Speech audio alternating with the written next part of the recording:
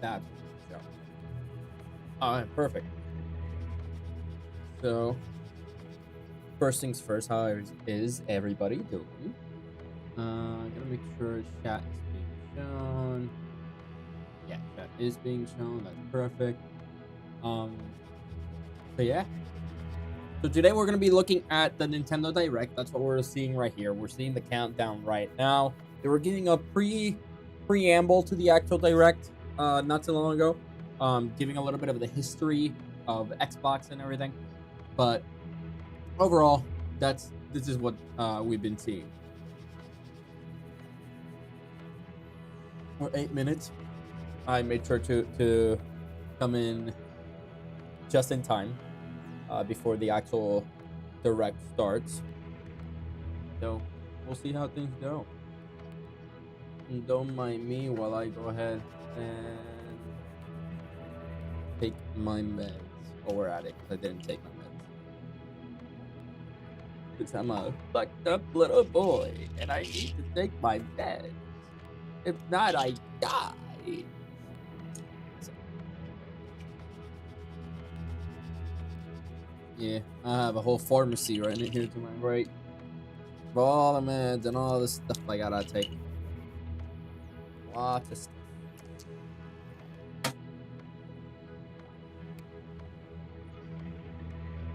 Like in total, I think it takes me 5 pills. 5 different pills. You gotta love it. You gotta love it. I was taking 0 pills before I moved to the States. What does that tell you? Doctors. They want you to get pilled up to get you to survive.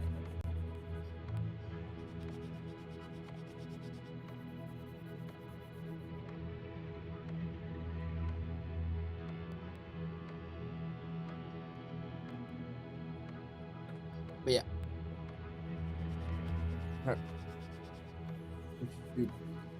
Going soon. Other than that, everything's A-okay.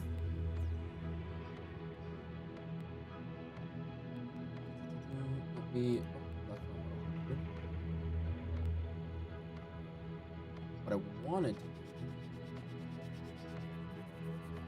was something along the lines.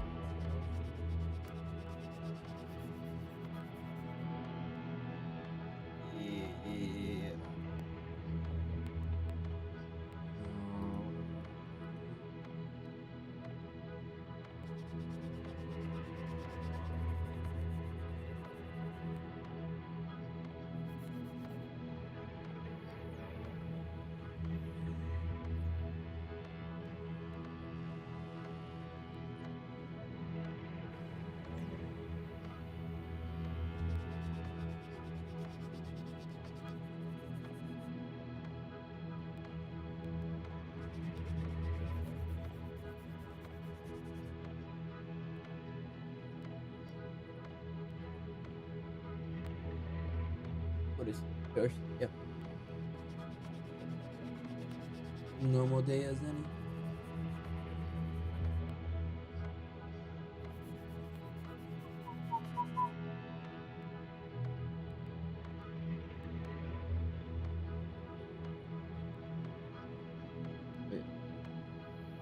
We're just waiting.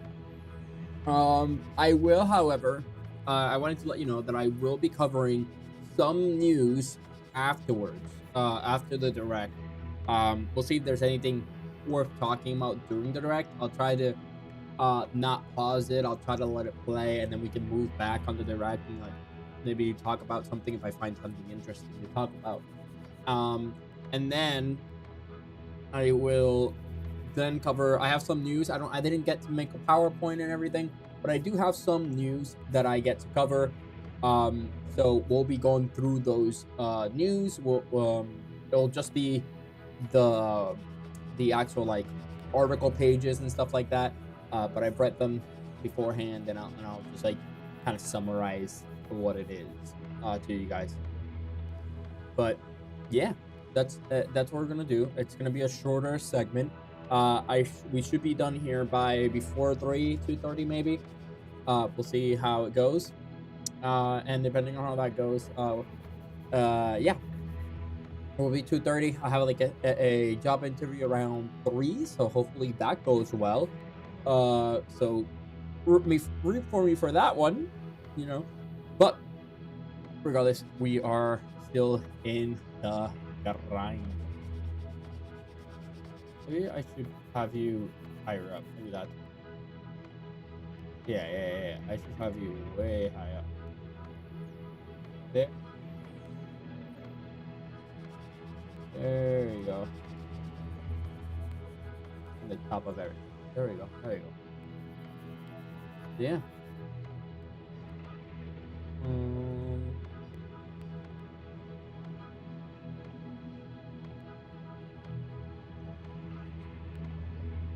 we got 3 minutes left, guys. 3 minutes left. Also, I've been trying to learn how to play TFT. Do let me know if that's something you guys would be interested in watching. That'd be, I don't mind playing. I just don't hope I become a TFT, um, I guess a TFT content creator, like that TFT guy. There's a bunch of those. I don't need to be another one. But we'll see. We'll see. Um, what we do? It's either that or Marvel Rivals. Well, I don't know. If I find any other indie games, I can also try and add that to the general, what you call it, pool of the games that we could play. I'm always paying attention to like new indie games that might be interesting and fun to cover. There's a new game that came out recently. That new game that came out is actually not that great. So I'll be covering it. We'll see how much I can cover of that. I believe it's not on PC yet. Code. Yeah, it's not on PC. It's not on PC. The question is, or is it Project? Project. No. I'll have to search it up. Let me see. Code Violet. Let's see here. Violet?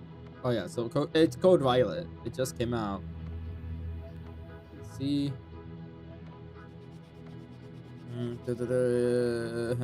Is it coming to PC?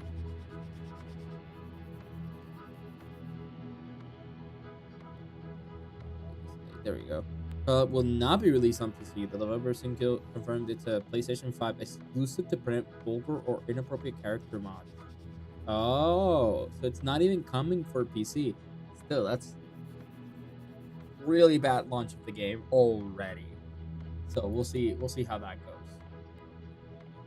Well, with that said, we are 30 seconds away. So let's see what it is that they end up revealing in today's direct.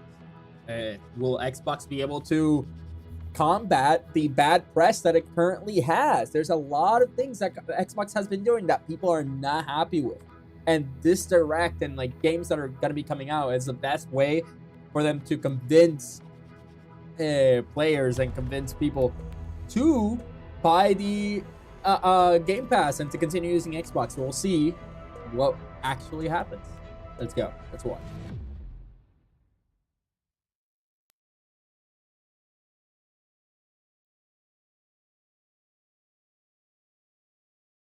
This year marks 75 years of Xbox milestone. Oh, okay, 25-year anniversary.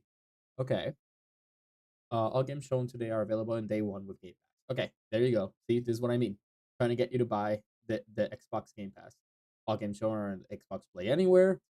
Buy once, play on the console, like PC. And enjoy the show. Let's see. Uh-huh. Hasn't been rated, but it's gonna be mature. Let's see which one. Is it GTA again? Yeah, I think with all these things, it has to be like GTA, right? Plugins you're about to see are development and do not represent final product. Okay, it has to be GTA, right? No, they wouldn't start with GTA, would they? We'll see. Kicking off 2026.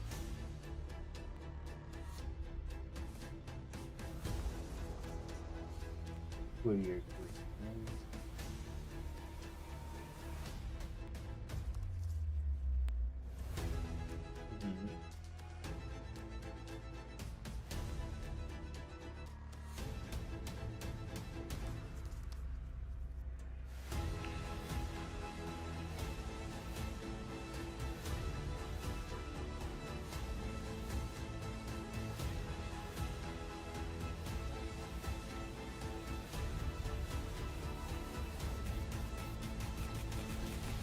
I'm not sure what to do with my hands.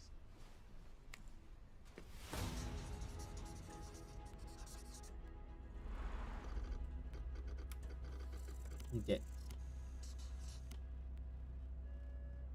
The fact that Game Freak is making a game not for Nintendo is actually pretty surprising. So we'll see what it actually.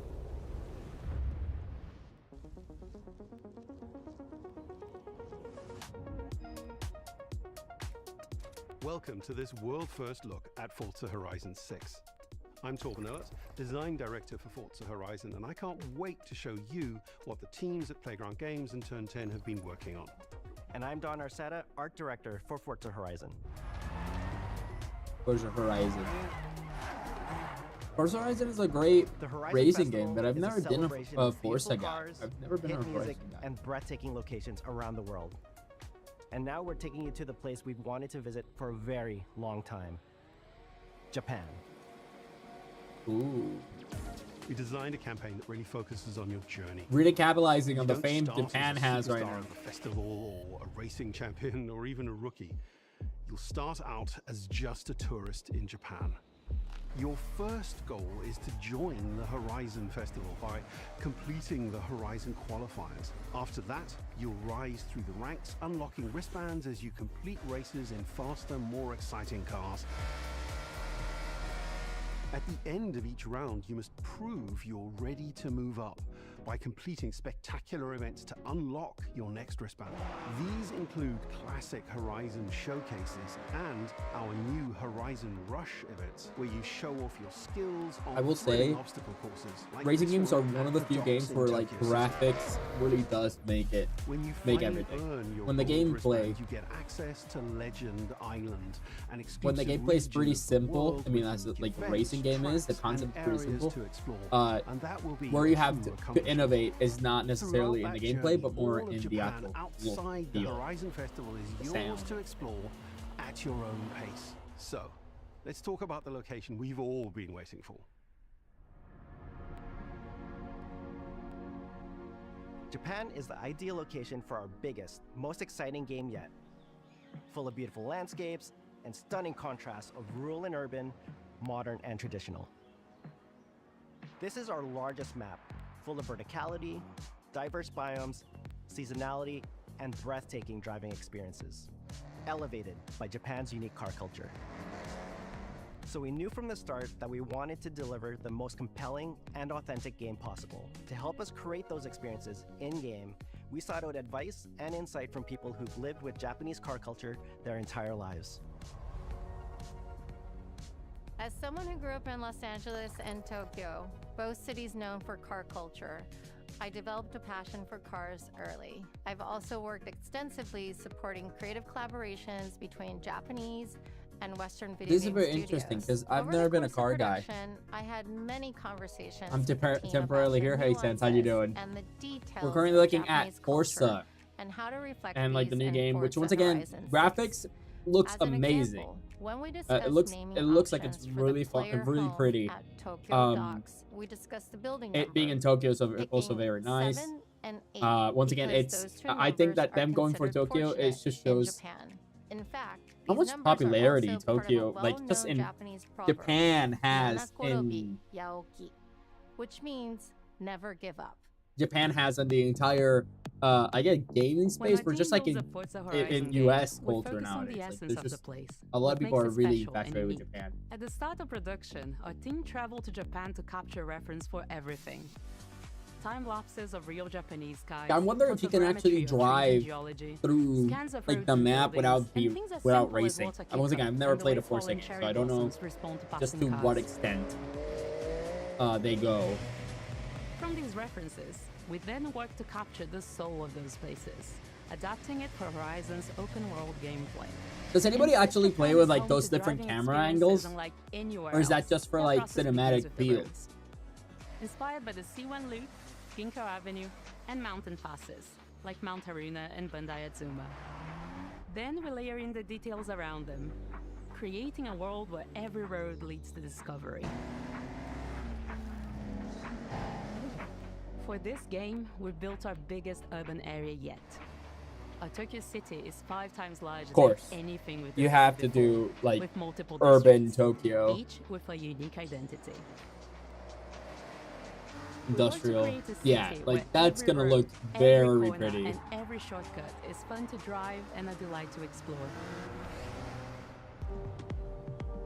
Seasonal change in Japan is dramatic, and these changes are widely celebrated in local culture. We've captured that in you're gonna games have so this that you'll Sakura see tree those changes somewhere. reflected in the world around you as you explore. Cherry blossom. That sense of exploration is at the heart of the game. Everything you find on your road trip in Japan is something for you to collect. Cars, houses, landmarks, mascots, and more, all tracked in your adventure journal.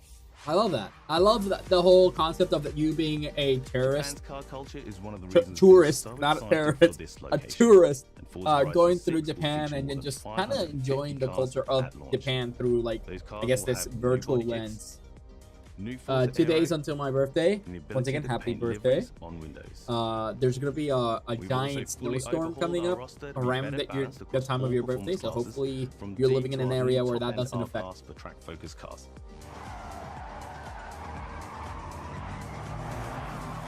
We've improved how each car is affected by the world. For example, with new cosmetic tire wear, so each car responds authentically as you rack up the miles on those iconic Japanese roads. With more cars on day one than ever before, we've also Are all created the new ways to developers here expand your also car car collection people? as you I would explore. assume they are, right? If you're Parked working on this driveways type of around the game, you world, have to you'll be a car encounter our person new yourself, no? aftermarket cars. Or at least you end up They're becoming always one, at bargains least. and include some extremely rare and unique cars to show off in your garage. We're not just bringing classic JDM to life, but also showcasing some of the newest, most exciting cars in the world. And Forza Horizon 6 cover car is one of them. Damn. The GR GT is a race-derived road car that combines motorsport performance with road-going excellence. With greater detail and remastered I don't really. audio, all brought I wasn't to life by live, new but I acoustic don't modeling really technology, care too simulating much the about soundscape of the world. the specific car things.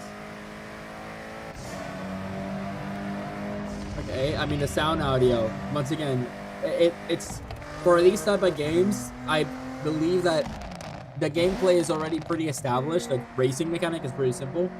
I believe that at this point, what you have to focus on is on audio, maybe feel, Music and is a huge part of the Horizon just Festival, scenery. and we're curating a diverse track. It just feels like it's just targeting people who are in Japan or people that are into Japanese culture. Exactly, that's what I was saying. It's targeting towards those people, but also like I think you're underestimating how many people in the US are obsessed with Japanese culture. Right, you don't have to be a weeaboo for that. Like it just. Sorry about that. World with features that let you make a life for yourself wanna in look. Japan. Our new Overall, customizable garages are the yeah, like perfect place to you're do that. underestimating how many people You'll are find obsessed one with of Japanese these at culture every player in house, the US big or in enough for Western multiple cars, where you can freely countries, decorate the entire because space. Japanese And when culture you're has done, been you can growing. invite It's your been friends up over and to up see with what you've built. anime, with different like shows, Ultimate place to express with your creativity just is creators. There's a bunch of creators that, on YouTube especially, that all they do is like stuff in Japan and how crazy Japan is. So like this is literally that. Directly in the open world here. Oh, you can Anything you build your own construct base? is permanent and visitable by your friends. Okay, Our it seems like you teams can build are your own fully base. committed to Forza Horizon being the open-world driving game for everyone. We'll be carrying forward all of our accessibility features from previous games. We'll also be adding in new options like proximity radar for competitive players and auto drive for players who want to lean back and appreciate the world in That's motion. crazy. Our Auto drive. major new accessibility Imagine- feature is imagine not customizable playing the high game. contrast mode, making the open world of Choosing to Japan just, you know visually what, I'm not gonna accessible play the to game. everyone. But hey, that could work if you just wanted a good music. You put good music in Spotify, and then you put the gameplay in the background. That's your. I feel like this is gonna be the next Subway Surfer of like Reddit stories and stuff like that. It's good to just have on your TV in the background if that's what you want. A couple people are into drag races and things like that now that Japan has been a huge influence since 90s and even till today. Yes, that's definitely it. I mean, the most I learned from it was like Tokyo Drift, right? Or what's it called? Tokyo Drift? Yeah. There's more to do Or Tokyo Drive, one of those.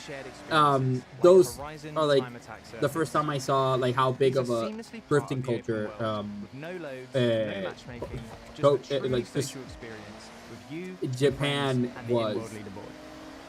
Bad Apple speaks for itself in the English parts of the of the world. Yeah, Bad Apple is like completely like even till this day is just always getting so much attention. I mean, these all look great. Once again, I'm not a racing guy, but this looks great. It looks very nice. I think you just take this, you have it in the background, you do some brain rot, you have it running, and then you put whatever Reddit story or whatever other clip in the top. Animes are like Initial D and movies like Tokyo Drift, for example, are considered masterpieces in the scene. Yes. From Yes, here they at are. Playground Games and Turn 10 Studios, we hope And, you've enjoyed this first look. I forgot the other Some one. of There the was new features another. we've been working on. They had And made a you're as movie excited adaptation as we for are. it too. I forgot, We'll be launching like on a Xbox and PC live on action the version for 19th it. of May.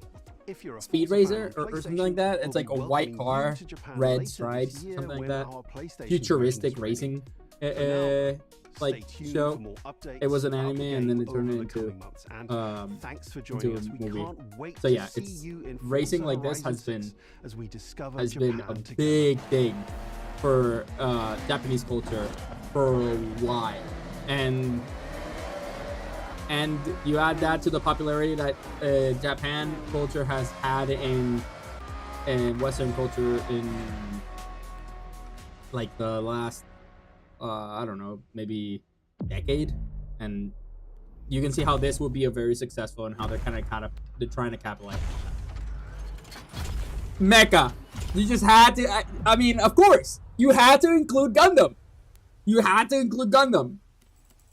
Why am I not surprised that you're including Gundam into this? It is in the Game Pass. I do still have Game Pass. I might give it a try. Who knows? Maybe I'll give it a try, but I'm not a car guy. Okay, now Game Freak. This is what I'm interested in because Game Freak doesn't have a good reputation in my eyes because Pokemon games every year being made by Game Freak just get worse and worse and worse every year. But maybe it's because they were focusing on this project instead of Pokemon. And they were just trying to fill a quota with Pokemon. So we'll see how this one goes. Speed Racer, yep.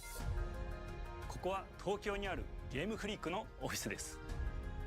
ビースト・オブ・リンカネーションはかつてない新しい体験を作り出すことに主眼を置いたゲームフリーク独自の取り組みギアプロジェクトから生まれた新しい挑戦です。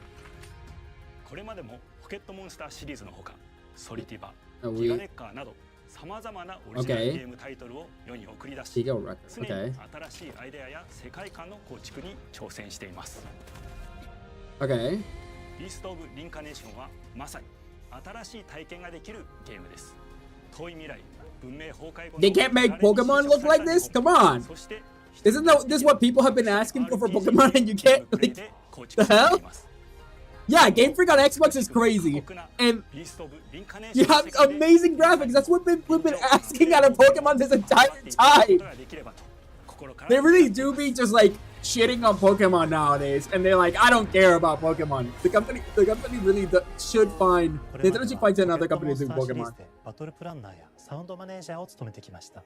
ただ新しいゲームに挑戦したいという強い衝動もずっとあったん Try で new す。 kind of game. Okay. And that's fair. I'm not saying you only have to do Pokemon. I just don't think Pokemon should be released every single year. 最初は黙々とそのゲームである感覚を自分の心に問いかけることから始めていました。 Okay. 世界観もキャラクターもゲームデザインも決めずに、ただどんな感覚がいいんだろうと探っていました。そうしているうちにぬくもり、頼もしさ、そして寂しさが入り混じったような感覚が最もしっくりきたんです。自分の心に反応しました。隔離された主人公 This is really と cool. At この least 世界を the 一緒に旅 aesthetic して of い it. くぬくもりのある相棒クーもその過程で生まれました。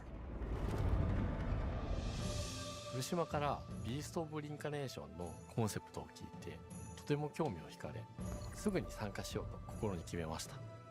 長年ゲームフリークではポケットモンスターシリーズを通じて生き物やパートナーを描いてまいりました。 They just しかし keep mentioning 今回のプロ Pokemon. ジェクトでは Oh, it's a Dermagorgon. 僕らの世界を相棒と共に旅をするという体験を目指しています。汚れ From と呼ばれ Stranger る Things. 寄生植物が蔓延している世界がかつての文明の背景を覆い尽くすほどまで Making a good 植物が Pokemon 生い茂る game. 過酷な環 Making 境となっており making a good Pokemon game. ダイナミック Nah, な nah, nah, 情 nah. 報が要求されます。 Making a random new IP and putting more effort into it. Now that's how you do it. 鶴のような髪を Once again, like this 山の looks 能力の一つに amazing. なりプロトタイプ If も they 出来 had 上がってきました。 Placed そしてそ any れ of が this エマという人物のバックグラウンド effort into キャラクタ Pokemon, ーデザイン Pokemon を would be 形作っていったん look です。 and feel so much better. This shows that they can do it. これまでゲームフリークは動植物や自然と真摯に向き合ってきました。形状を自由に変えられて武器のように鋭くなりつつも美しい、そんな中核となるモチーフと Oh, して it's 植物を a 選びました。 hack and slash or た Souls だ like 単に fighting. 美しい Yep. 植物を It seems like it's like a 風景に Souls-like 表現する game. だけではなく、遊びにも Pokemon 植物を Souls-like game? 取り入れました。しっくりとくるモチーフを見出し、ゲームデザインとモチーフを紐付けることはポケットモンスターシリーズの開発を通じて培ってきた重要なステップです。 We learned from a Pokemon game series? Come on, there's no way you learned this from the Pokemon series. I know I'm like shitting on them so much on the Pokemon side, but they keep mentioning them themselves. 自然に支配される世界の舞台として日本がぴったりだと考えました。日本の昔から続く山々に囲まれた自然豊かな風景と SF が入り混じった世界をエマとクーが歩く姿を自然にイメージできました。さらに植物をモチーフとした重要な存在として植物と動物が融合した生物でもある腐食体も出来上がっていきました。腐食体のデザインは当時私が注目していたデジタルアーティストの森田裕樹さんにお願いすることにしました。 Or male fact? Because the male fact is that men never take accountability. That's your male fact of the day. 4026年の日本です。はるか昔に発生した汚れという名の寄生植物の影響で人類の大半が消滅した後の世界です。Okay. エマは腐食体を狩り、その汚れを自分の体に封じ込めることができるという特別な能力を持っています。You can hunt for male facts? You don't have to hunt that far for it. エマは恐れられ、人々が住むコロニーから隔離され暮らしています。エマと彼女の相棒となるクーは日本の東の地で出会います。Does it run well? That's a whole other can of worms. But it does その look クー good. の目的がこのゲームの謎の一つでもあります。名前は何だ？クーだ。クーから目を離さない方がいい。ああ、分かってる。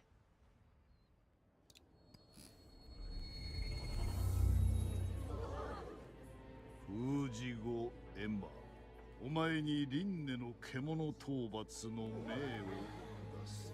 都に迫る輪廻の獣を討伐するにはエマとクーの力を強化していく必要があります。そのためにこの世界に存在する強力な腐食体主を討伐し、その力を取り込んでいくことになります。That's good. That's a 汚れ Demogorgon. を封じることができる Right エマ there. にしかできない特別な役目です。腐食体はこの世界の If の対象であり、最も象徴的な存在です。汚れに寄生されて巨大化していった生物たちです。エマとクーが戦う強力な敵です。腐食体は汚れを吐き、その巨体で世界を蹂躙していきました。腐食体の中でもひときわ大きい主と呼ばれる存在は、植物を操り自身の支配地域に汚れの森を Yeah, this is given like a hack and slash 汚れの森に入る Souls-like と type 周囲 of の thing. 環境がガラッと変わります。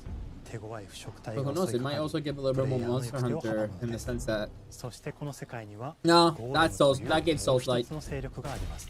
That right there gives Souls like. ゴーレムは過酷な世界を生き残るため、かつての人間が魂を機械の体に転送した姿です。2000年の間に凄まじい戦闘技術を身につけましたが、一方で魂は劣化してしまっていて暴走しています。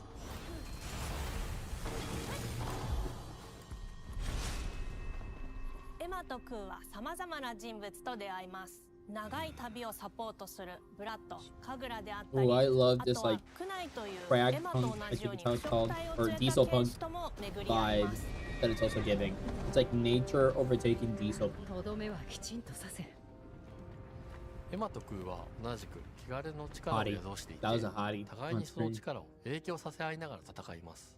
例えばエマが敵の動きを見極め攻撃を受け流すと、クーに力がたまり開花技という強力な効果を持った技を発動できます。 Oh, that's cool as hell. そして開花技を放てばさらに次のアクションの選択肢 I take back the 幅が広がります Souls like. I think it's giving more Darksiders type of like fighting. その大輪に跳躍して兜割りを行うことができま Yeah. す。また別の開花技を使えば敵を縛り、エマの強力 Yeah, な闘技を敵に Darksiders are maybe more of a Resident not Resident Evil, Final Fantasy, like the newest Final 考える Fantasy. 時間が生まれます。 Yeah, it's giving like Final RPG Fantasy コマンド fighting のよ style うに考えることになります。 in a way. Yeah, スキルを磨くほど that's what I'm エ thinking. マとクーの連携は研ぎ澄まされていきます。互いに補い合う関係で That's cool as hell. I like this combat mechanic. It looks エ super マとク interesting. ーにはそれぞれスキルツリーがあり、 And a skill tree. We all エ want マ a が skill 行 tree. 動すればクーに影響を与え、クーが行動すればエマに影響が与えられるようにしました。またエマとクーの親密度が上昇するにつれて装備できるスキルも多くなります。さまざまなスキルを組み合わせることで独自のプレイスタイルを作っていくことができるんです。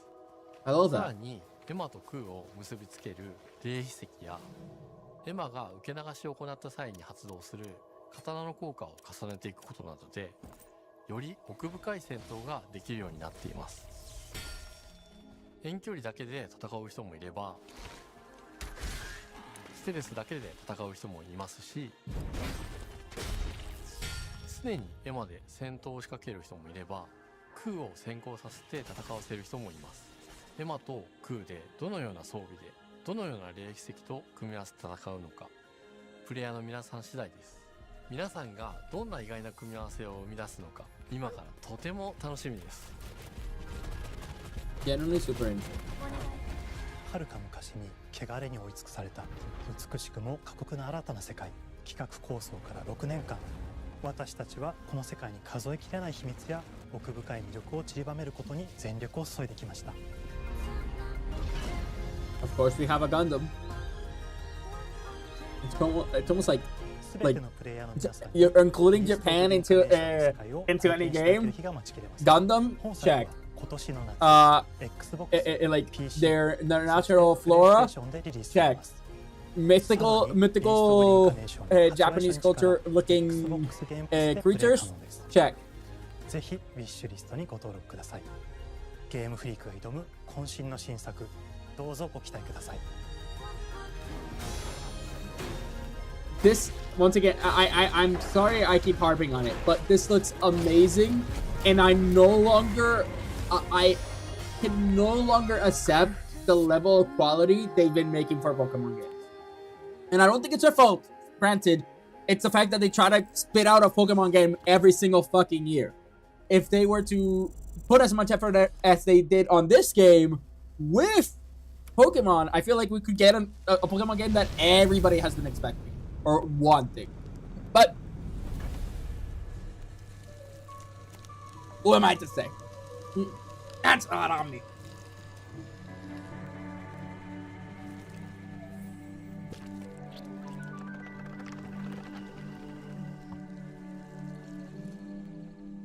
Oh, Hello, I'm Tim Schafer, founder and studio head of Double Fine Productions, and this is Elizabeth Larkin, senior tools programmer and junior in-house ceramicist. At Double Fine, we try to take a little time every so often and create quick game prototypes. Anyone in the company can pitch a game idea, and we have a vote on which ones we want to try to make.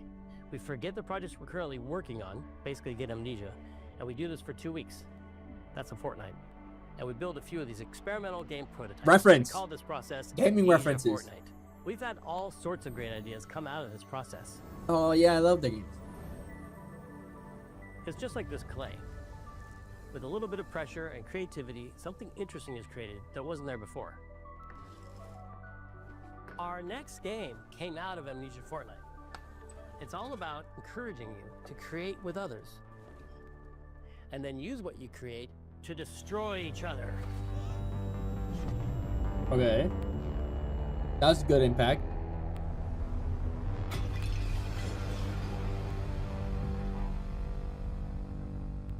It's gonna be a party game Don't worry, of sorts? it's easy to make a new pot if you're playing Kiln, our online multiplayer pottery party brawler. Okay. It's a party game. Okay.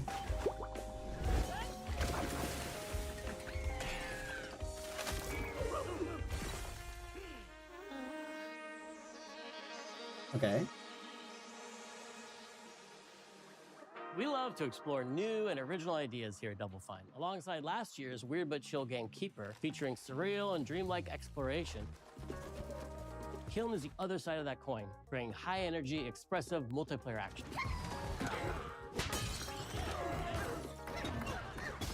You'll get a chance today to see how we're continuing to foster our Interesting. spirit For some of reason, creativity with this the next sound game. design Derek reminds me Brand of the spearheaded Blob. this pitch, and he's And I here love today the to Blob talk on the about this Wii. fully realized Double Fine experience he's leading with his team. Kiln is a multiplayer party brawler and is just as much about the act of trading with your friends Party brawler. Alright. as it is fast-paced competitive destruction. We built this game to respond to your creative design choices, as well as your relentless cruelty to anthropomorphized clay pots.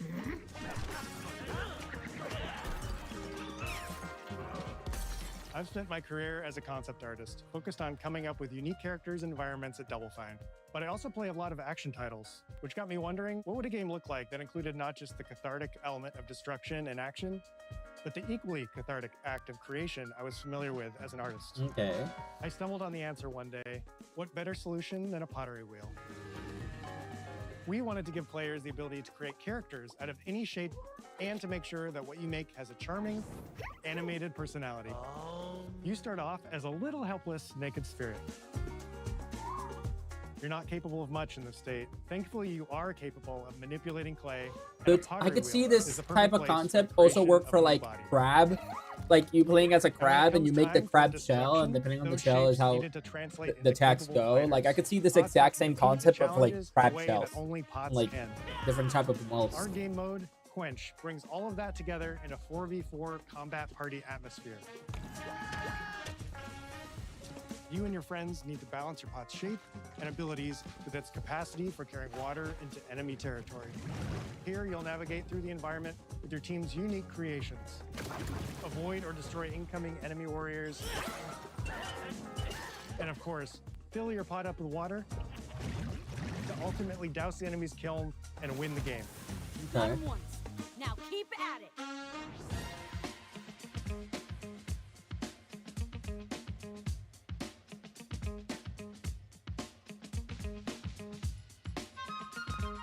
With Kiln, we wanted to give players what we know they've always wanted from Double Fine.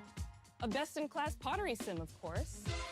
With this strange concept came lots of design challenges, though, because it's a game about pots that have to transform into bespoke ceramic warriors. We had to figure out how to make an art tool, a character builder, and a loadout system all together, while keeping the whole experience approachable for anyone, not just pottery masters. After many iterations balancing simulation with arcade-like simplicity, we landed on a design that lets you feel like a master potter who can easily make any pottery shape you could dream of, even if you've never seen a potter's wheel. It's weirdly satisfying. We've carefully married the clay technology with the behavior of the actually pretty sculpting interesting. tools and controls to make sure anyone can pick it up in seconds. Refine it with sponges, shapers, and straight edge tools to get specific and make it yours. As you sculpt, you'll notice the game recognizing the different shapes you've made. It'll automatically detect when you're shaping things like cups, vases, bowls, and many more. So that means we had to ask ourselves, if I was a vase, and this vase that I just made was now my body, what can I, as a vase, do?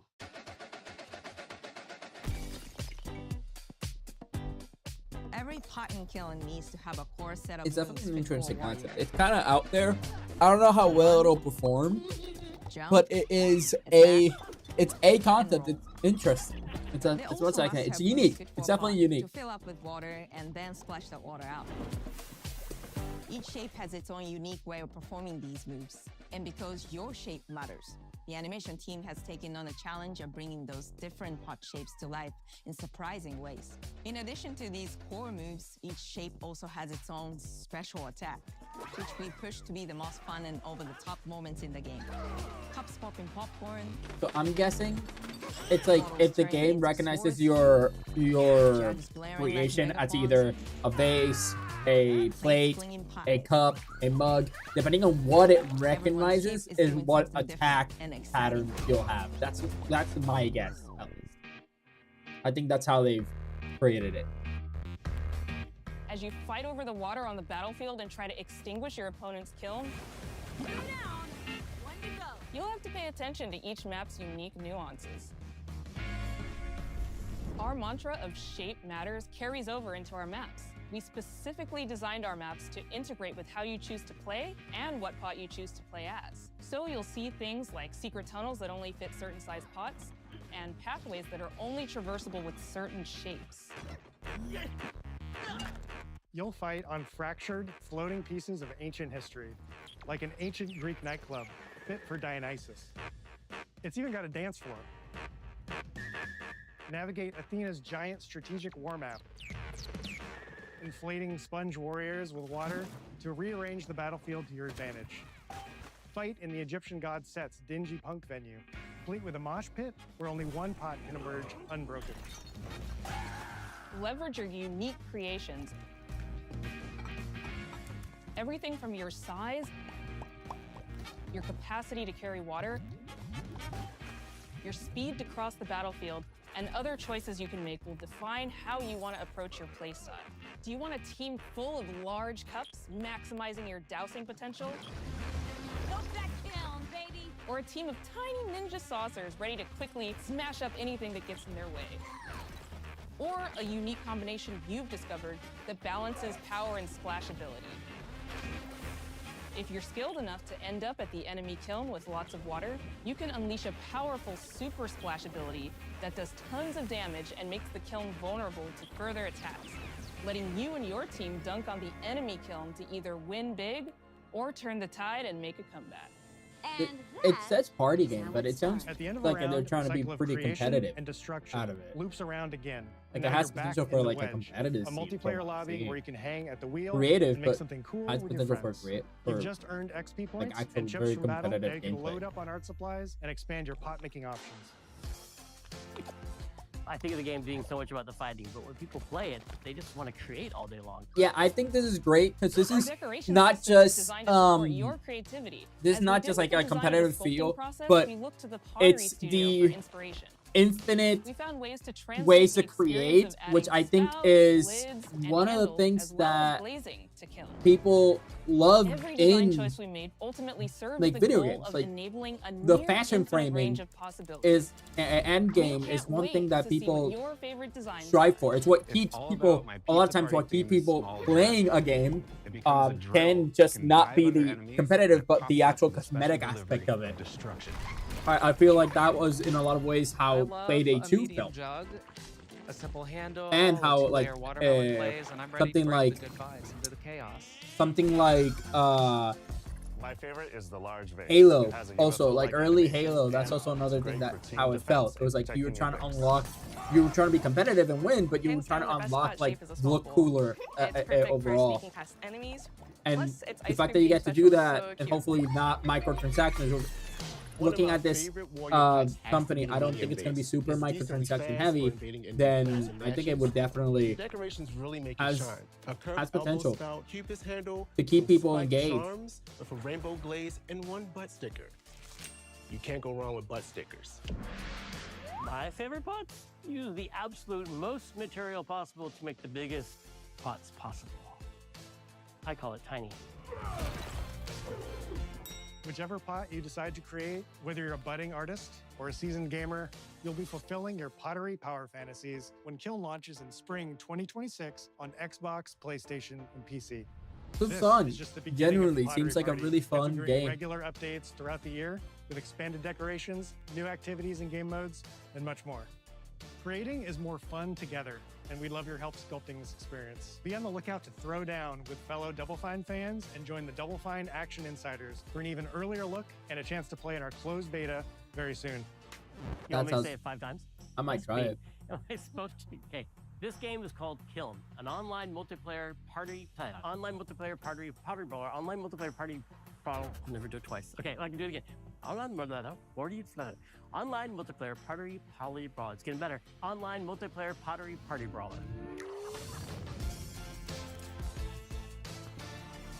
I like that. When the open beta comes out, I might try it out as well. It looks like a lot of fun. I'll probably spend a lot of time in the creative space of it. It'd be really cool if they make it so you can create your own maps too. If they like manage to make a forge mode type of thing. Welcome to Playground Games, where I'm thrilled to share our very first deep dive into a game we've been making here for a really, really long time. Fable. Oh, Fable! Alright, so I've only ever played Fable 2? Is renowned 2 fun, or 3? immersive, 2. I think it was 2. Stunning open world experiences. Since 2010, but it was very interesting when I did play it. My older brother was the one that played it the most. A charming little town in the middle but of England. we haven't seen much of Fable in recent years, so this is very, very exciting for them to reboot the franchise into a new genre that we are incredibly passionate about. Fable is Playground's first open-world action RPG. Oh, they're doing it open we world. couldn't be Okay. more proud to be carrying on the work of the legendary Lionhead Studios, the original creators of the franchise. And although our game is a new beginning, I think what we're making is really faithful to the spirit of the classic Lionhead trilogy that we all love.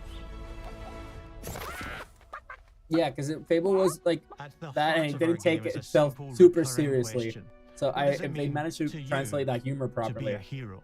it could be Our very game nice. is about choices and their consequences.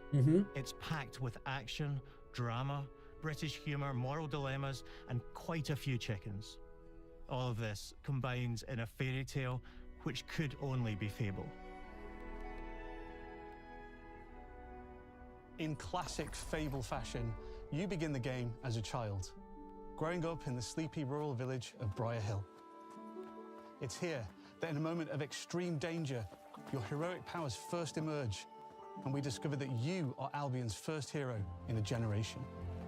But not long afterwards, disaster strikes, and the people of your village, including your beloved grandma, are turned to stone by a mysterious stranger. Spoilers?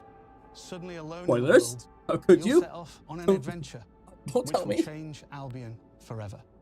We're running against Medusa. Venturing out into the world is a huge moment because this is Albion like you've never seen it before.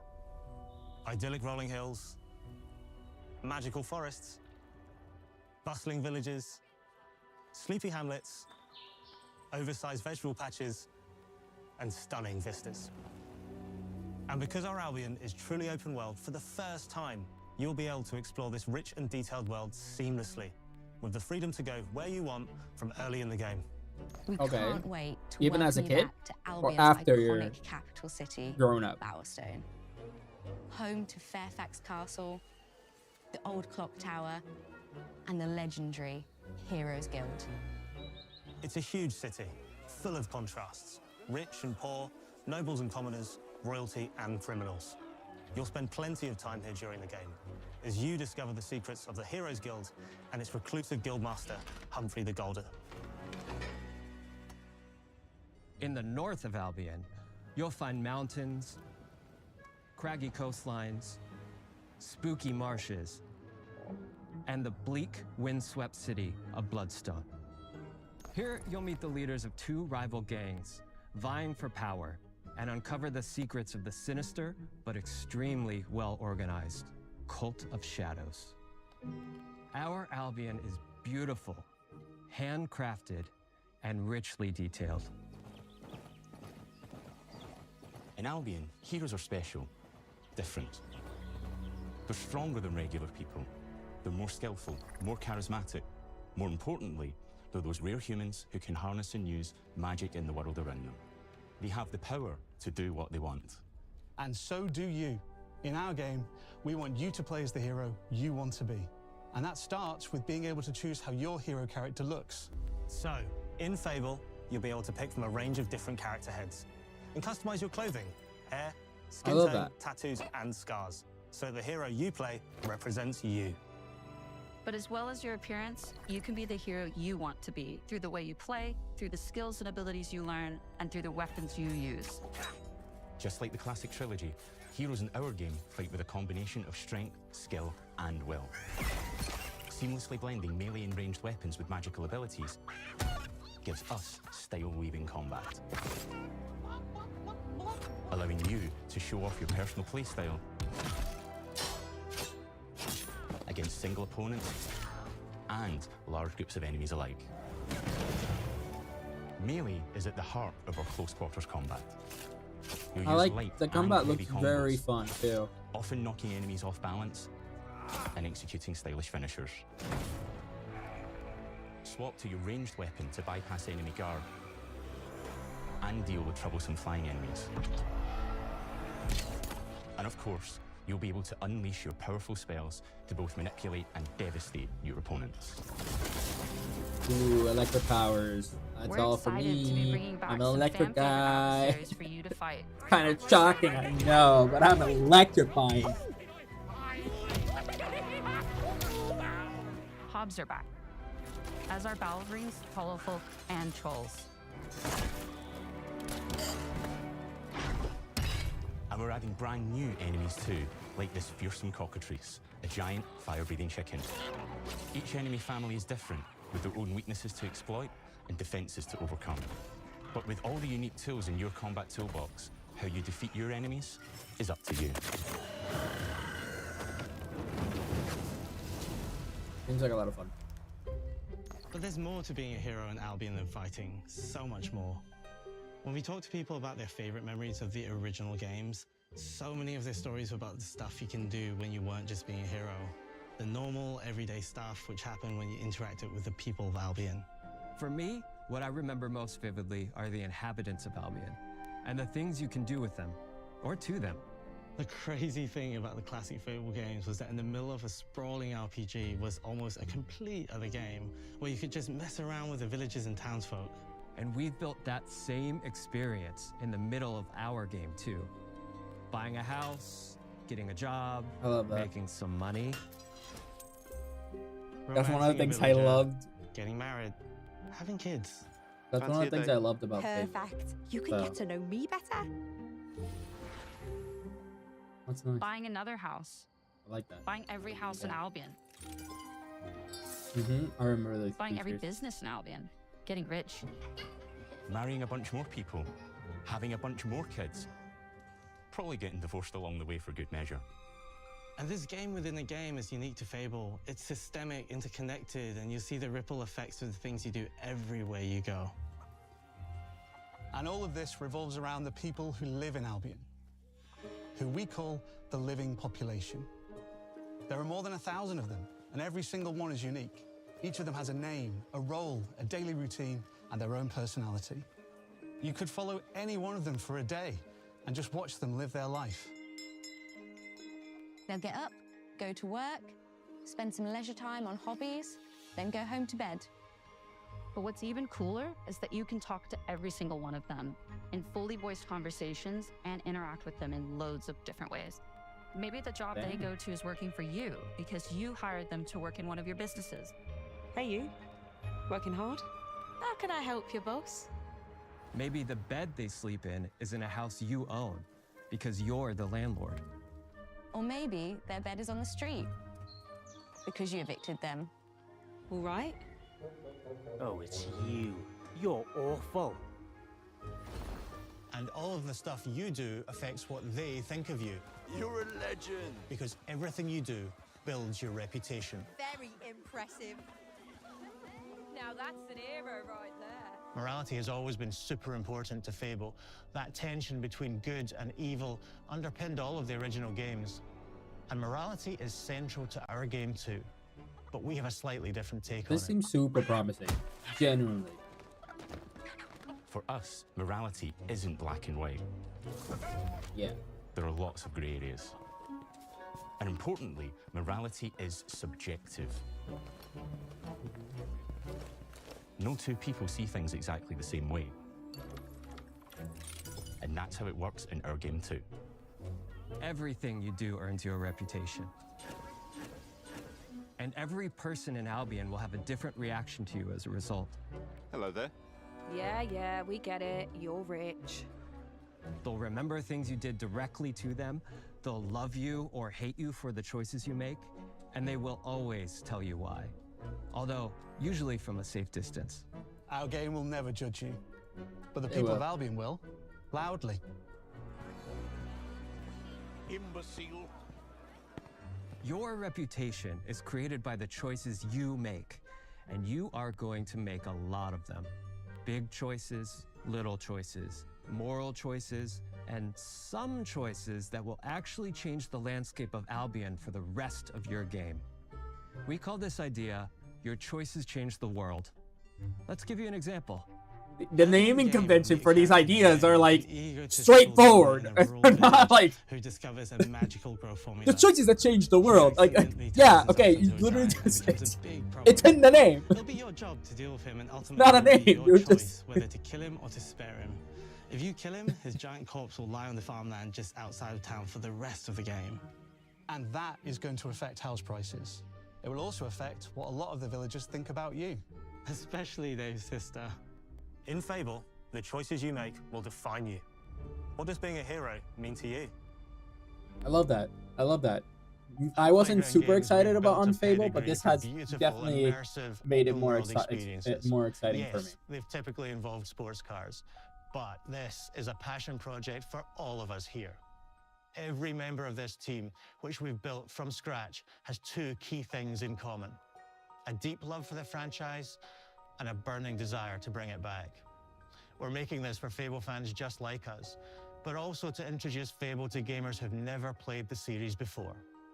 It's been great to finally tell you a little about the game we're making.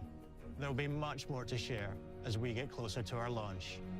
I'm excited to tell you today that Fable is coming to Xbox, PC, and PlayStation in autumn 2026. From all of us here, Autumn. thanks for Okay. watching. It's soon. Right, am I thinking? Yeah, we're in autumn is now, right? No, fall is autumn. I forgot. Fall, autumn, or is autumn spring? Which one of the two sides is it?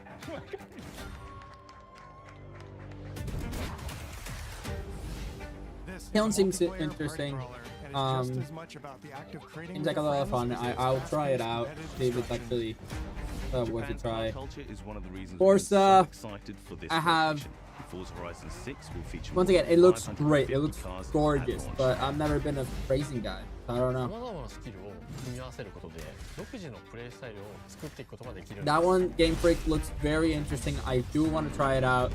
I'm just a tad bit annoyed or mad at, you know, just Pokemon overall.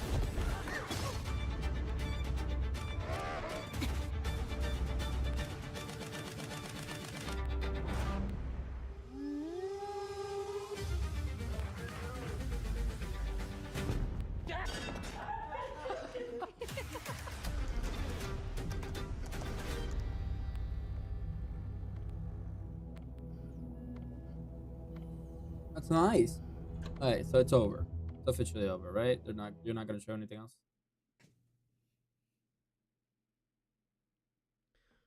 What's happening, friends? Welcome. Okay, we don't need to watch that. All right. So just taking a look, I think to summarize my thoughts on it, I would have to say that Forza looks great, but Forza has been looking great for a while now, at least graphic-wise, sound-wise, everything. It's just a new location. But Forza in general has always looked very pretty. I haven't played enough to say whether they are pushing the needle regarding the Forza franchise, or if they're just doing the same thing but like in a different location, just so that they can capitalize on Japan's culture in this case.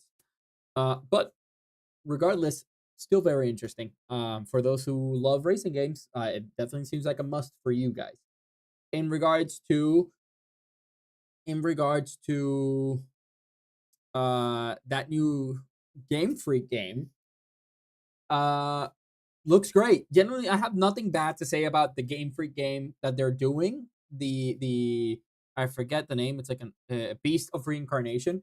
I have nothing wrong to say about Beast of Reincarnation. It genuinely looks good. It's just that it just leaves a sour taste in my mouth, especially considering the fact that you have especially with the reputation that it has, or like the recent issues with the reputation that you have, or just the stuff we've been trying to do. Oh, give me a sec, because we have to get rid of these bots that are coming in. Let me make sure I get rid of these bots real quick. Oh, wrong thing. Let's get rid of these bots.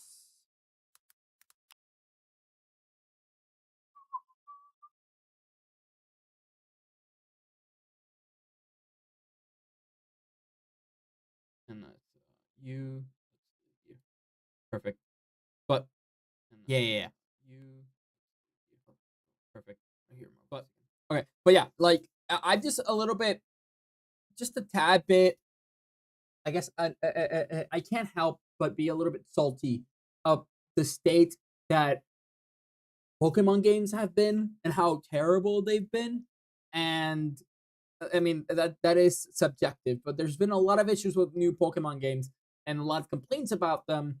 And then them seeing that them proving that they can make something better, and they could make a better Pokemon game if like they gave it time, if they wanted to, but they haven't. And that's my general thought regarding Game Freak. But regarding Beast of Reincarnation, the game itself looks really nice. The game itself, I have nothing bad to say. It looks very interesting. It seems like the combat mechanics seem very fun, very interesting. And the world also seems super cool, and it encourages you to go and check it out and like discover new things about the world. The story I don't know much about yet. We don't know much about it, but it could lead to some if the story ends up being good, it could end up being like a very successful game, generally speaking. I don't see why it would fail unless it looks prettier than its actual, I guess, performance. Because that's one thing we've been seeing with a lot of games, which is they look nice, and then when you actually go and play them, they run like shit. Like you can't run the game. Their optimization issues have been a common trend in all of the industry, in all gaming, except maybe indie games. But in the entire like AAA space and a lot of the games that are coming, maybe indie games, it's just been one thing after the other. So a lot of optimization issues. Hopefully that's not the case here. But it looks very nice. And Kiln looks very promising. Kiln looks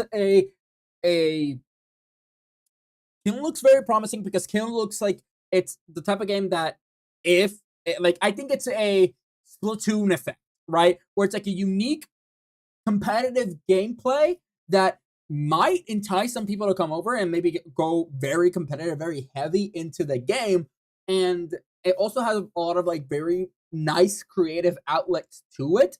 So I can see that game really performing well, especially because once again, if you can create your own things, and you can be kind of make it your character really yours, and then the competitive, like the gameplay is actually fun. I don't know if it is yet. We'll have to actually play it to decide. Fun. I don't. But if it ends up being fun, then that would be generally really good. So overall, very interesting. Very interesting game. We'll have to wait to see if the gameplay is actually as fun as it looks, or if the competitive aspects actually exist there. And lastly, we have Fable. Fable looks really nice. Fable looks like it's they really are trying to, I guess, embody the original series. And I think they've been doing really well. I think from what I've seen, it's very ambitious. But from what I've seen, it looks like it is delivering on the Fable, I guess, feel, the Fable structure and all that. I would have to say it seems like it's delivering on that, but it's very ambitious. We'll have to see just how much does it really take into account your tiny choices, because the reality is we've heard so many games stating that, oh, every choice matters, the tiniest thing will cascade, and people react this way, and it's like a living world and all that. There's been a lot of promises and in the past about these type of games and how much they scale and all that, but we haven't seen it. That's a reality. We haven't really seen that. We've been disappointed in the past, right? Like, did it the same thing with what was it? Not Stray Dogs. It's the Jesus. The one where you can hack things. I forgot the name of the game. But basically, they did it with that. They did it with this other game, Outer Worlds, and these games did have a good amount of, I guess, decision making and a good amount of like versatility. But at the same time, what we saw is that it wasn't as expanded as they make it sound to be, as in their marketing, right? And this whole like saying every single character, it's like its own unique person and you can interact with them. We'll have to see how real that is. Can you marry or date any character? And if so, that would demonstrate how unique and every character can genuinely have you can interact with as if they were an individual person. But I think there's limits. But with AI, this type of thing could actually be possible in the future. I don't know if they've used that for Fable, but this type of like interaction and making you feel like the character that you're playing or that you're seeing in the game is actually real could be done in the future with AI adaptation or of some sort. So we'll have to see if it actually lives up to the expectations, and just how much real choice and how much real consequences and all that kind of stuff do. Because sometimes they say, oh, all your actions have consequences and they will dictate how you do the game. And then it's just a little meter. Like you have, I don't know, like if you look at Red Dead, it's just a little meter of are you good or are you bad? That's all we're going to look at. And depending on the meter that we have here is what we're doing. But in the game, they did say that morale is subjective. And that is very interesting to me. The fact that you're stating, hey, that you might do something good, but like some class of people will like that, some class of people won't like that. And that's very interesting to me. So we'll have to see just how much of that nuance is there in this game, because we've seen a lot of promises in the past that have not delivered. But still, super interesting. The combat mechanics looks very nice. The game looks very pretty. And it has the character of Fable, so I think they've nailed it regarding the character of what a Fable game is. But we'll have to wait and see if this is actually not just a Fable game, but if it's actually a good game. And if it runs well. Once again, optimization issues have been prevalent. So we want to make sure that we don't get that. We don't have any more of those issues in the future. While we're at it, let me just boot up.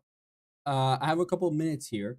So I was thinking, I'm just going to give a little bit of news recap, or at least highlight some news that I saw this week that we might find interesting that happened this week in the gaming industry.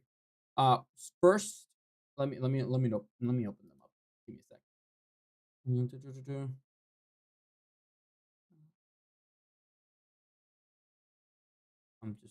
for them.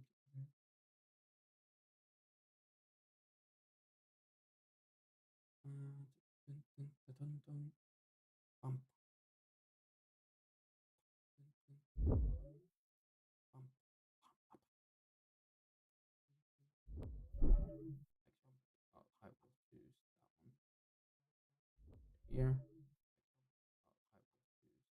And then we'll deal with that here.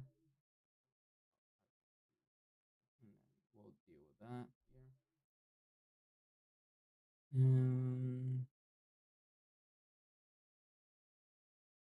Just missing one more quick news that I'm gonna cover. Monster Hunter Wilds.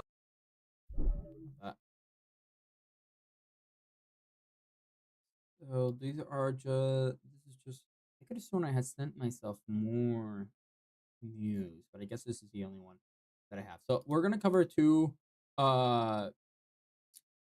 news here, two segments here.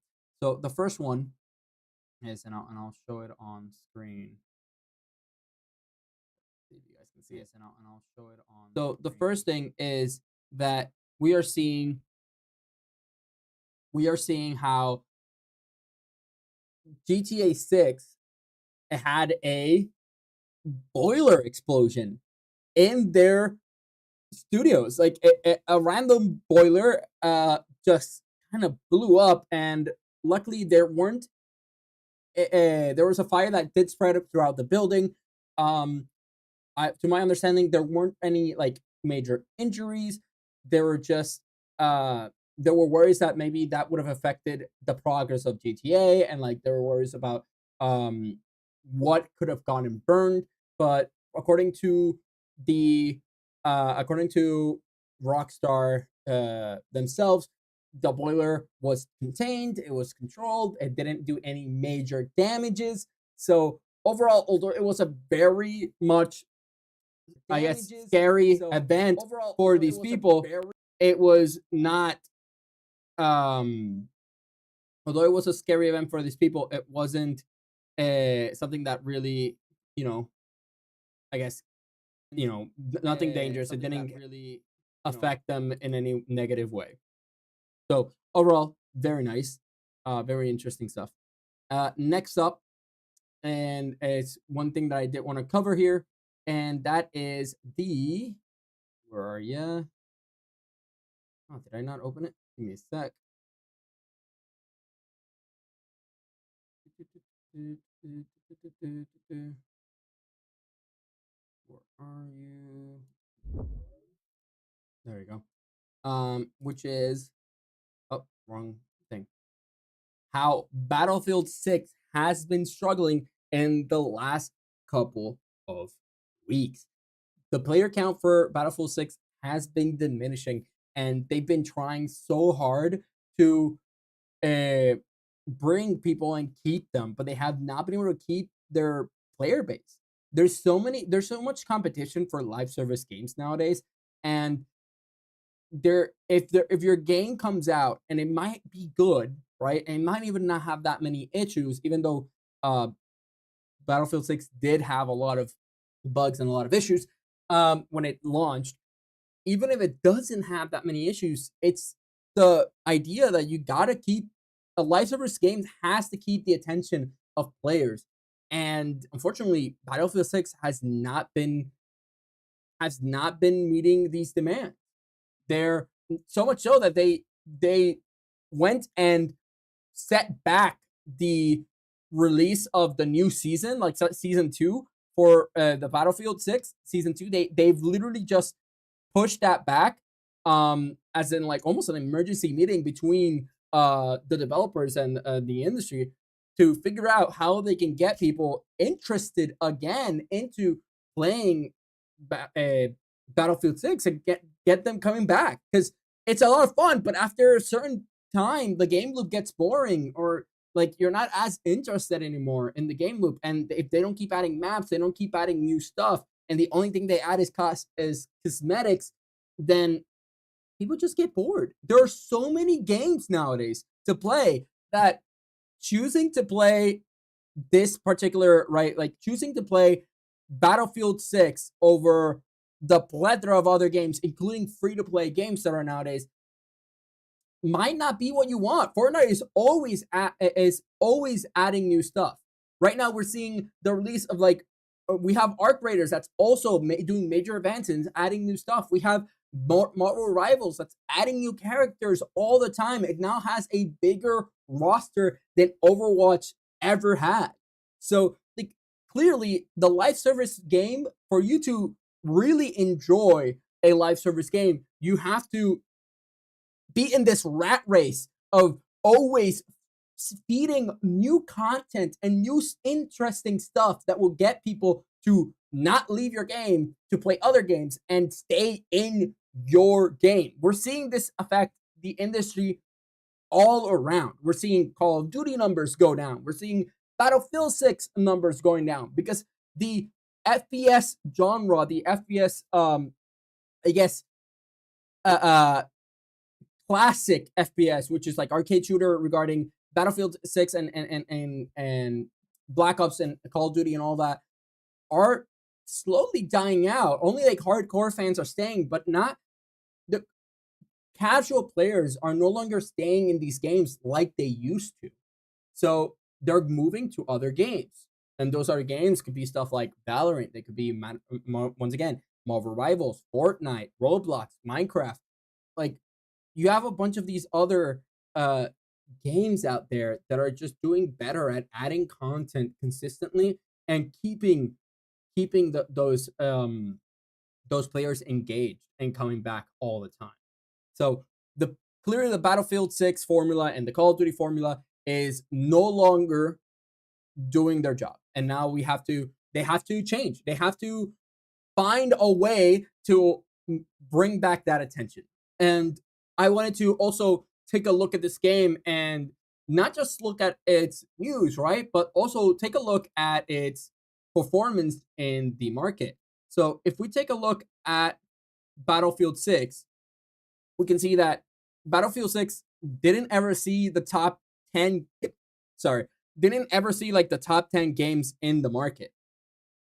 It never saw the top 10 games in the market. And if we look for it, Battlefield 6, here it is.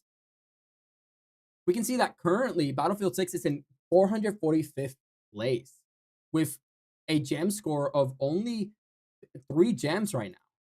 It only has 3 gems right now. And for a huge title that is Battlefield, this is kind of sad. It's really bad numbers.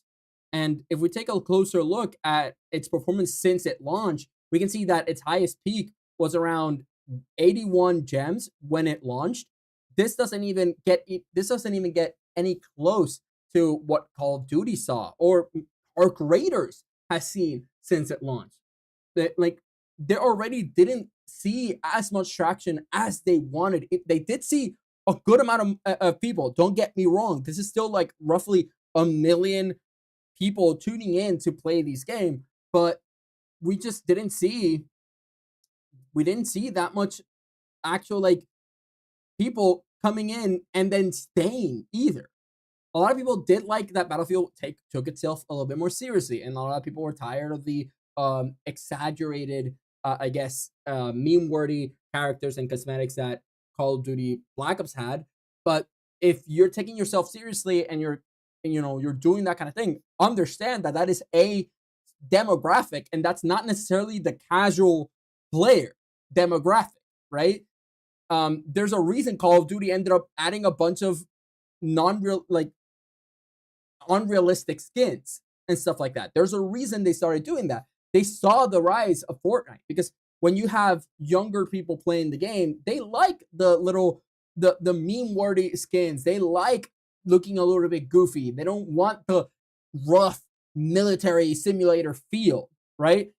Not that there's anything wrong with that, but it just shows that that is a demographic that no longer represents the casual or like the overall industry as it used to in the past. And so it's not new anymore. There's other war simulators that have done really well, and they have like mods on them too, which is something like Arma, and the Arma 3 that has still a really good following. In fact, maybe check if we could look at Arma 3 and see how that's doing. Arma 3 is currently doing better than Battlefield 6, with Arma 3 seeing currently in 127th place in the marketplace, and it's seeing 18 gems right now, with its highest peak being roughly the same amount as what we saw with Battlefield. But we can see here that even when Battlefield launched, let's see if I can get them side by side. Let me just open another tab here. Games.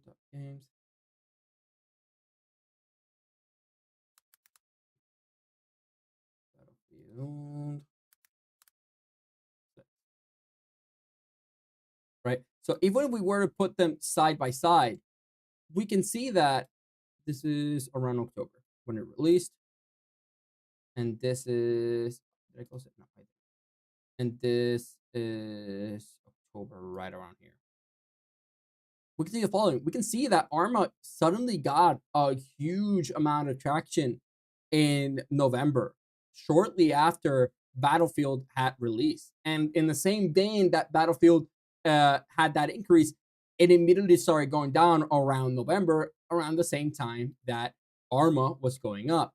So it's very clear that Battlefield, although selling itself as like the true military like simulator game and like it takes itself seriously, there are other military simulator games that do better, that have been doing better, and they've been able to keep people engaged for longer. This is not a new game. This came out in 2013, and it's doing better than Battlefield 6, right? Like right now, it's doing way better, and we can see how it's still growing slowly but surely. Its average gem score is going up. Meanwhile, we just keep seeing this decline on Battlefield 6.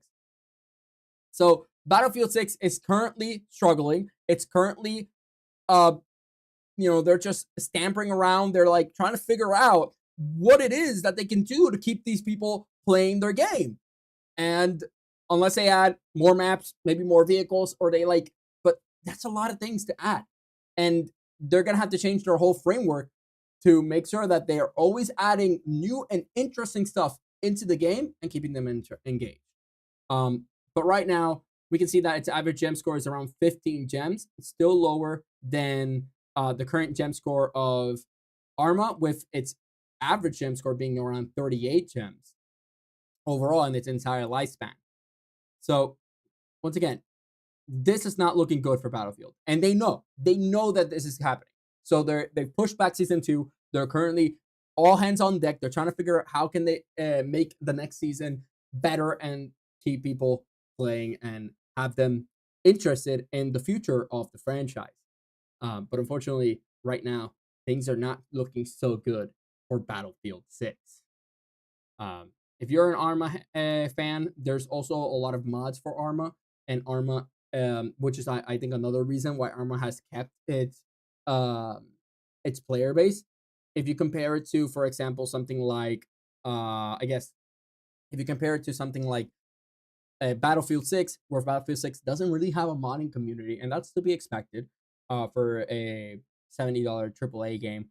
But the modding community can be something that keeps a game alive, and sometimes these gaming industries want to monetize everything, and understand that adding a what do you call it, a modding scene into a AAA game could siphon revenue, right, from a live service game. But sometimes that's a sacrifice you got to make to keep people in your game. But that's just how it is. That's just how. If you like Arma 3 also has, I believe it has a Battlefront, like a Star Wars mod, and there's a lot of people that play it. They've done really well with that mod. So if you like Star Wars and you like more realistic feel to the Star Wars Battlefront than the actual Star Wars Battlefront games, a lot of people have been turning into for Arma 3. But yeah, like overall, Battlefield 6, sorry to see you're really struggling, and that explains why they're not happy. And this might be a trend that we will see, not just for Battlefield, but also for Call of Duty. Actually, if I go look for Call of Duty right now, how is it doing in comparison? It's not in. Oh, it is in the top 10. Here's Call of Duty in the top 10, doing pretty steady numbers. There's barely any changes on Call of Duty.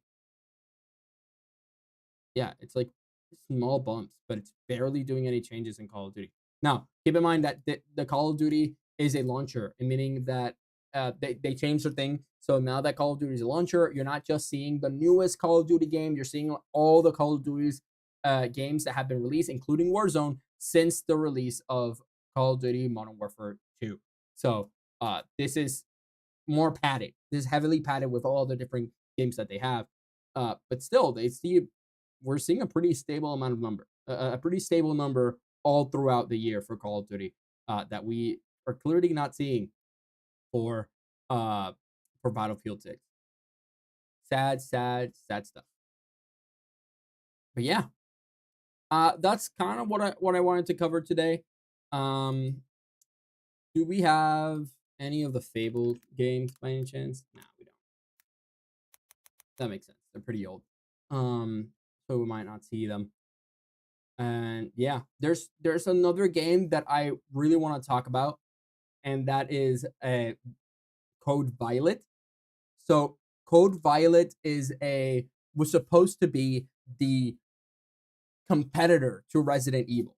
It was supposed to come out, and it was supposed to be the competitor to Resident Evil. It was the what you call it, the sole successor of the previous, I forgot the name of, like, the Dino Attack or Dino. It was a dinosaur game from Capcom, if I'm not mistaken, that was also very popular back in the day.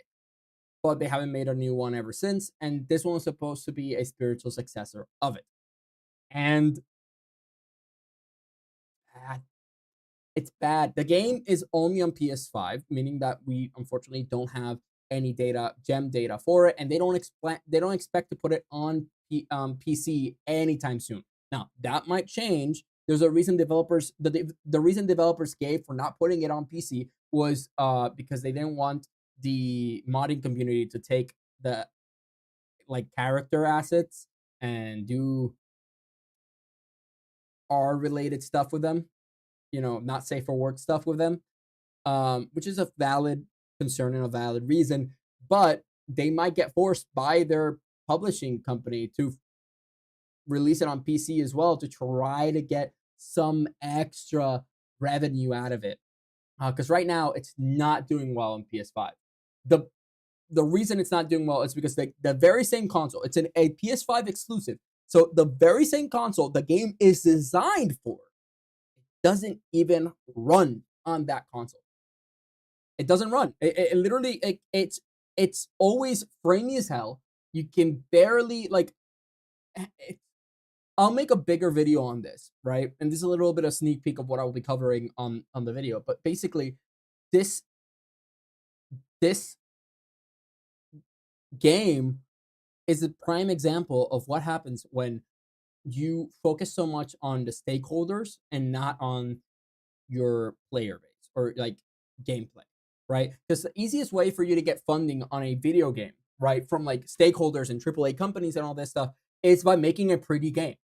Stakeholders don't know, a lot of stakeholders don't know what like a good video game means, right? So all they see is like screenshots of, that looks pretty, or maybe similar to when you see trailers, just like a really slow walking animation of like things panning and you seeing the world around you, and that's it. That's all that they kind of do to try to get these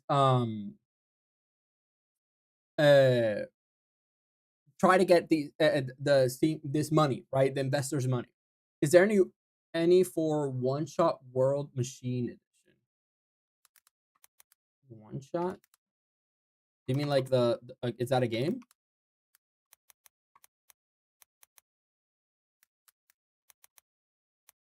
One Shot World? Is it an indie game?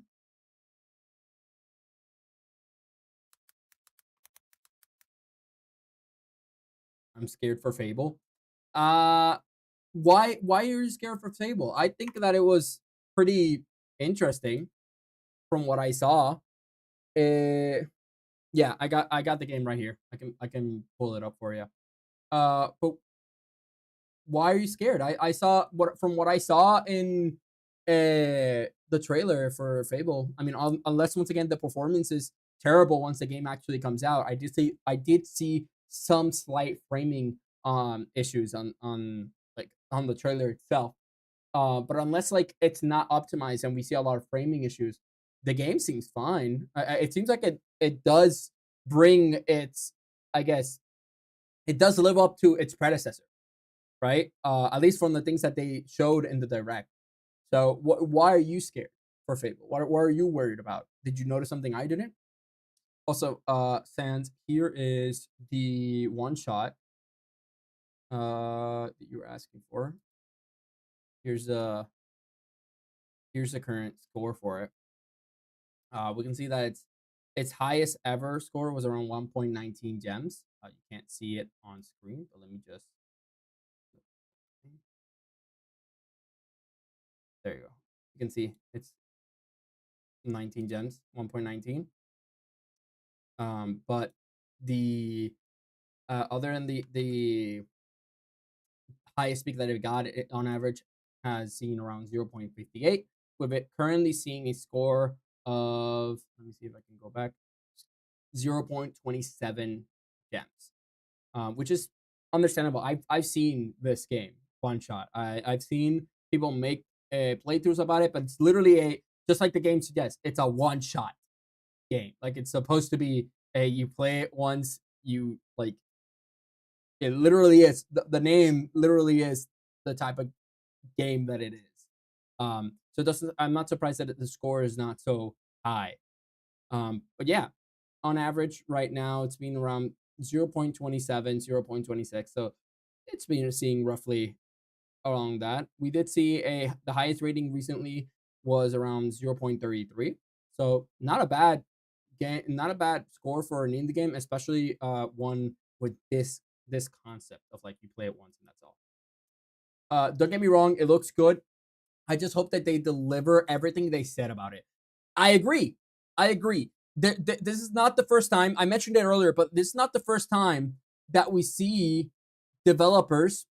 This is not the first time that we see developers claiming that the game has infinite ways of you how to interact. It has every character is completely different, and you can interact with them individually. They all have their own lives. Blah blah blah blah blah. This is not the first time that we've seen that. It's not the first time that we've heard developers saying, "Oh, any action you take will transform the world around you. It will change how people interact with you and everything." And then, when we've seen the actual game come out, it's like surface level things. And it's not that big, or the game itself is very short. We saw that with Outer Wilds, the first one. The game was really short. Your actions did have consequences, but it wasn't as big of an impact as people thought it would be, or at least how they sold it. So it really does depend on whether they are just marketing wise telling you, yeah, it's like everybody's different, every NPC is different, you can interact with every NPC as if it were an individual person, or if that's just marketing. And then when you get there, you get the same line of these NPCs. They have 5 lines each or something along those lines. And then maybe one or two has more lines, but they just have 5 lines. But one thing I did mention was that potentially they could be using AI for this. If they use AI to make lines that could interact with you in different ways, depending on what path you choose with those NPCs, then maybe we could see more life on the NPCs themselves. But with how we've seen the market react to AI nowadays, that's kind of iffy. That's kind of it might backlash. Like it might shoot them in the foot instead of help them. Because I understand, like I think it's really cool if you were to make AI NPCs, and because that's what NPCs are, they are AI. If you were to do that, but in order to do that, you need to create voice lines for them. So you would need to have like AI generated voice lines for these characters so that they can actually interact with you according to what they're seeing, and say something different whenever you do interact with them. But I don't know. There's limitations of everything. We'll have to see if it really is as expansive or as unique or as like whether they actually have as many choice as they state they do, especially like with their morality meter. The morality meter seemed very interesting when they explained it, stating that different people have different morale.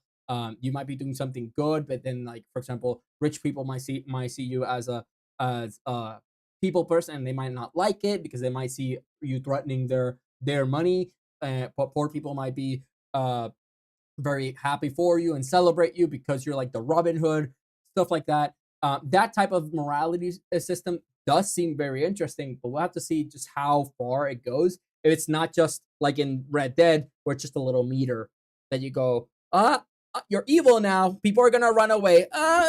People just stand and they just kind of tolerate you. You're really nice, everybody wants to be your friend, and that's kind of all it is, right? Speaking of AI, I caught one of my classmates use AI for images. Well, I mean, the Pandora's box has opened. So, unfortunately, like, with now that you can't close Pandora's box once it has opened, people are going to be using AI. It's finding ways of how to use it, or major companies should not use AI for certain things. If it's creative things, it should be either a budget thing or a accessibility thing, right? What do I mean by that? Well, if you're a major company and you have the means to pay artists to do things for you, you should not be using AI, right? But if you're an individual developer and you just can't draw and you don't have the money because you're not a big studio, you're doing this yourself, then you can resort to AI, but with the hopes that if it does blow up, then you hire eventually, when you have the money, the means, you hire people to substitute the AI's work. That's how I view it. If they make it like Fable 2 and evolve it with the new stuff they want, but the AI, I don't know how that will go. I mean, they didn't mention AI in the thing. This is me making an assumption. But it's me making an assumption, but it's a very real assumption with what we've seen in the industry. It could be a very real thing. But we don't know. We don't know until it comes out. The AI bubble is about to blow up soon. I wish I could say that's true. I wish I could say that's true, but unfortunately, everybody's trying to hold this bubble together. Everybody, the government, the companies, everybody's saying that bubble and saying like, no, you're not bursting, you're staying. No, no, stay right there. There you go. patch that little hole here. Oh, this is about to burst here. No. Here. Let me give you some money here. You're gonna stay. This little bubble is gonna stay here. It's gonna stay here at least until I die. I'm a boomer. At least until I die, you cannot burst. Okay? So they're trying everything they can to keep that bubble alive. So how long it will take for it to blow up, we don't know. Will it blow up eventually? Yes. But whether how soon it'll be, that's kind of hard, especially because right now, once the AI bubble does eventually pop, once it does, the entire world's economy, not just US economy, the entire world's economy is gonna see a huge impact on this, right? We're gonna see like depression levels of affect everybody in this way, and it's gonna be hard times for a couple of years once it does blow up. I'm the type of person that I believe just rip the Band-Aid. We know that we're gonna have hard financial times, and I'm not even in a state myself where I could withstand that blow. But we've had bad times before, and we've come out on top in the past.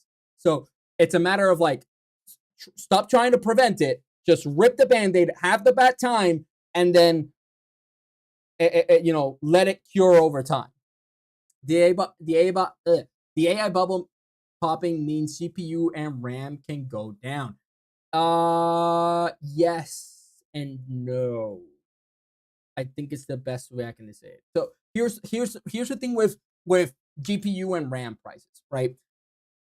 What has happened in the past is that when you have, and maybe I can like kind of draw on screen here.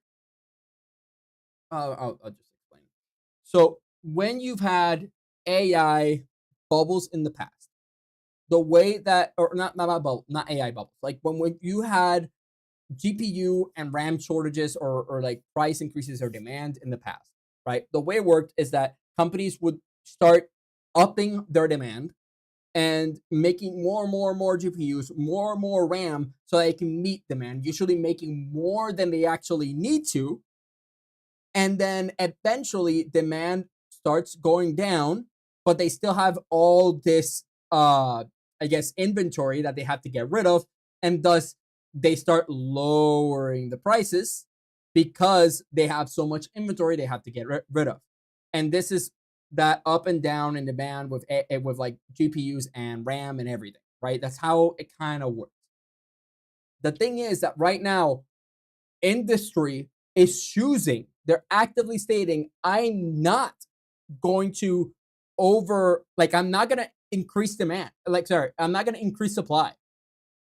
A lot of developers, like people who make GPUs and RAM are saying, I'm not going to increase this demand. I'm not going to increase supply. This demand is going to increase my price even more. Why would I want to increase supply?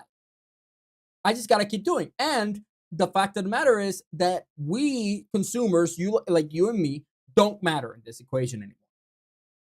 They don't need to increase resources, right? Or like development because they now are doing business to business, B2B trades. And since they're doing B2B trades, then it's a lot easier for them to just be like, I'll eventually get you all the things you need. And especially when you have somebody like Sam Altman, who is buying a surplus of RAM and a surplus of GPUs that they don't currently need, right? That they don't currently need, but that removing it from the market for other companies to use, then they're artificially also increasing the price because they're buying up the entire market.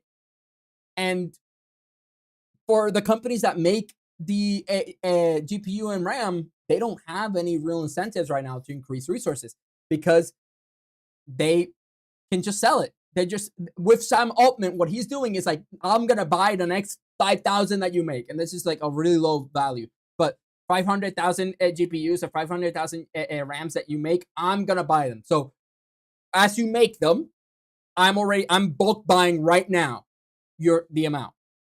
So that means that they don't care. They don't have too much incentive in making supplies faster because they already business to business, they already gained a bunch of money out of it, right? They're already like have a contract. They're already making a bunch of money out of it. And a lot of them are starting to do exactly that. They're starting to do business to business sales instead of business to customer or business to consumer type of sales, which would be you and I. Meaning that in the future, you know, as right now at least, we won't see this. Ahora, if the bubble were to pop, they will no longer have the money, the means to pay these companies to build the GPU, to buy up all the GPUs and all the RAM. So yes, in a certain way, it would go down in value. By how much though, I don't know. I feel like what we're seeing right now is a huge increase in value due to demand and due to shortages. And then what we're gonna see, the down is gonna be like here, right? It's no longer gonna go back down here. It's gonna go up, and then it's gonna go right around there. So that's it. If you wanted to make a PC, I don't know if right now would be the time, but I would tell you you should make it as soon as possible, or at least get yourself. Sorry about that. At least get yourself a really nice GPU or a really nice RAM right now to hold you off, because it's not going to get cheaper. It's going to keep increasing in price, and so much so that they're now starting to sell.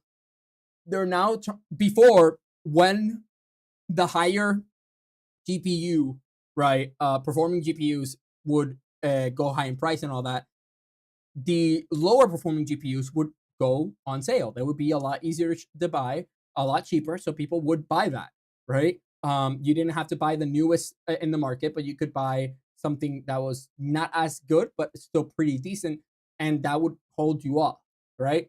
They're no longer giving you that as a sale. They're now giving you that like even more expensive. That's also it's also increasing in demand there. So the price of even the lower performing GPUs are also increasing by a lot.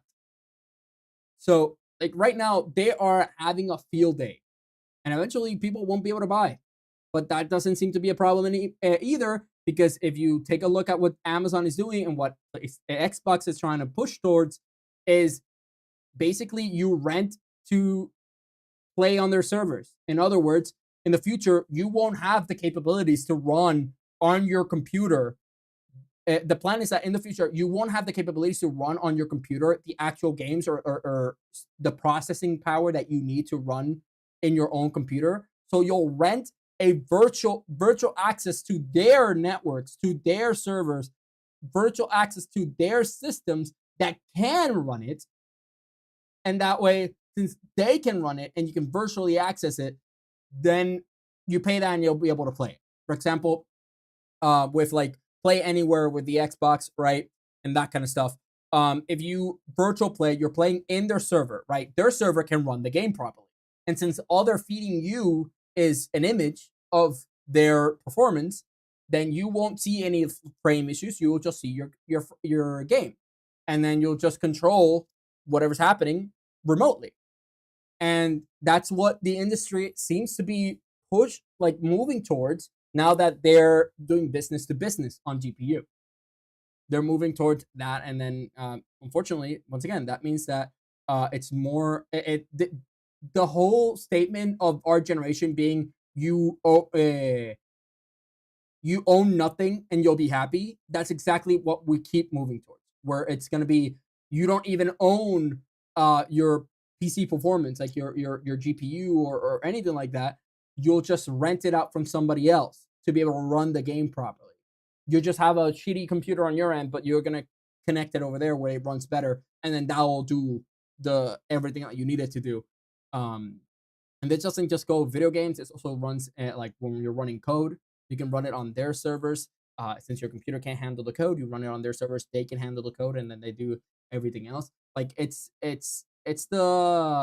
Amazon is already starting to do it. Xbox has been trying to move towards that for a while, streaming games and stuff like that. So it's the other idea. They don't care about GPU prices going up, because eventually you won't buy CPUs for your own personal computer. You'll rent performance on other people. That's what we're seeing. Unfortunately, that it's a very dark view of things, but that's the trend we're seeing the industry moving towards. The best thing I have is $22 and something cents in Steam credit. Yeah. And once again, I don't blame you. I mean, this is also affecting Steam. I'm pretty sure they haven't announced the Steam price because they're checking how the market is doing. They're checking what they can do with the RAM shortages, with everything. And a game that, they probably would have sold the Steam machine way cheaper. But with everything that's going on, they're probably gonna have to like sell it for a very expensive price. So that's overall what we're doing. Anyways, with that said, I do have to go because I do have something at 3, and it's already 2:41. So I'm gonna have to end stream here. But to recap, the games that are coming out, very interesting stuff. Very interesting stuff. Still a little bit iffy or salty about Game Freak actually being able to make a good game and then deciding not to make a good game for Pokemon fans this entire time. But overall, games look pretty good. Battlefield is crying right now. They really are losing they're losing players, and they're not able to retain them or get them back. Once again, that explosion we saw in Rockstar, we saw a boiler explosion, and this boiler explosion did happen. There weren't any major incidents. Everything was pretty good. And no, there wasn't any data from like GTA 6 that could have set them back even more. Everything seems to be good. The fires are controlled and everything. So it was a scare, but nothing major came out of it. Fortunately enough, right? Not many people were super injured. I don't believe there were any dead. So that's great. Controlled. Everything was fine. It was just a big scare. Johnny Silverhands was right. I'm inclined to agree. But with that said, that concludes today's update of the gaming marketplace, and I hope that you guys enjoyed the little coverage of the Xbox Direct and potentially what we'll be seeing in the next coming weeks. Fable is coming out in autumn. If I'm not mistaken, autumn is fall, right? Autumn is equivalent of fall. I should probably look that up. Is autumn fall? Is autumn fall? Yes, autumn and fall. Okay, so yes, we'll be seeing it coming out in the next couple of months in fall, which is nice, around March, April timeframe. So that'll be a lot of fun. Maybe I'll play it, maybe I won't. But regardless, that is it for today. I will see you guys in the next update of the gaming marketplace, and let me know if there's any of these games that they covered today that you would like me to play live for you guys. But with that said, I will catch you in the next one. Bye.